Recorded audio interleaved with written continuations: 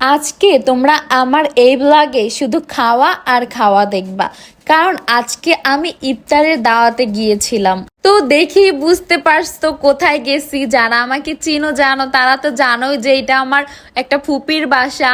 তো ফুপির বাসাতেই গিয়েছি।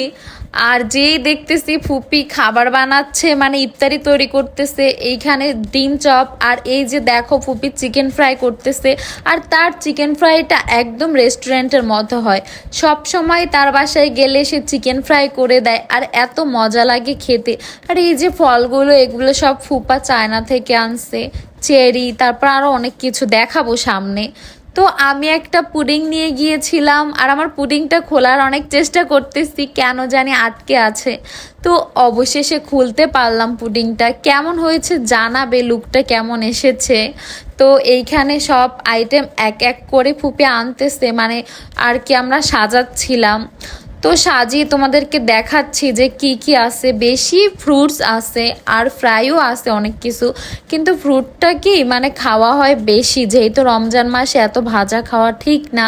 তো এখানে ছোলা আছে, খেজুর, ব্লুবেরি, তারপর অনেক ফ্রুটস ছিল, আর চপ ছিল, চিকেন ফ্রাই ছিল, জিলেপি ছিল, বা জিলাপি যেটাই বলো তোমরা। তো এখানে আমাকে দেখো, আমি এমন ভাব করতেছি যে এগুলো সব আমি একা বানাইছি। আমি আবার দেখিয়ে দিচ্ছি, এই যে দেখো এইটা এইটা, কিন্তু এগুলো তো সবই ফুপি বানাইছে। আর দেখো রোজা রেখে আমার মুখটা একদম শুকাইয়া গেছে এই গরমে। আর ওই দিন গরমও ছিল অনেক। তো রোজা রেখে ইফতার করার পর একটু চা খেলাম। আর চা খাওয়ার পরে এখন হচ্ছে একটু ঢং করতেছে আয়নার সামনে। এটা আমার একটা অভ্যাস, আয়নার সামনে একটু পিকচার নেওয়া, ভিডিও করা। শুধু আমার না, মনে হয় সব মেয়েরই অভ্যাস। আর একটু বাইরে গিয়েছিলাম, তো বাইরে থেকে এসে আবার খাই। এটা হচ্ছে ভুনা খিচুড়ি। তো মনে হয় খাসির মাংসের ছিল। খিচুড়িটা অনেক মজা ছিল, একদম মাখা খিচুড়ি। তো বললামই তো এই ব্লগটায় শুধু খাওয়া আর খাওয়া দেখবা। ও তারপর হালিমও ছিল, কিন্তু হালিমের ভিডিওটা না নিতে পারি নাই। আর পেট এত ভরা, ওই রকম খাইতেই পারি নাই। মানে খাইছি বলতে সবই খাইছি, কিন্তু সব খাইছি তার ভিতরেই আবার অনেক কিছু খাইতে পারি নাই। তো এই খিচুড়িটা খাওয়ার পর আমার পেট পুরো ভরে গিয়েছিল। আর খিচুড়িটা অনেক মজা ছিল। আমি একটু পেঁয়াজ, তারপরে একটু মানে এই তো মানে একটু খিচুড়ি, একটু মরিচ, সব কিছু মিক্স করে তারপরে হচ্ছে এরকম খাই।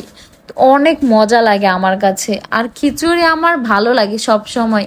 তা তোমরা দেখতে থাকো যে আমি কিভাবে খাইতেছি। আর এখন যে আমি ভয়েস দিতেছি, এখন আমার নিজেরই আবার এই খিচুড়িটা খেতে ইচ্ছা করতেছে। ও একটু বিরিয়ানিও খেয়েছিলাম। তো এই যে এখন আবার ইলিশ মাছ, রুই মাছ দিয়ে ভাত খাচ্ছি। তো এই ব্লগে না বললামই তো শুধু খাওয়া আর খাওয়া।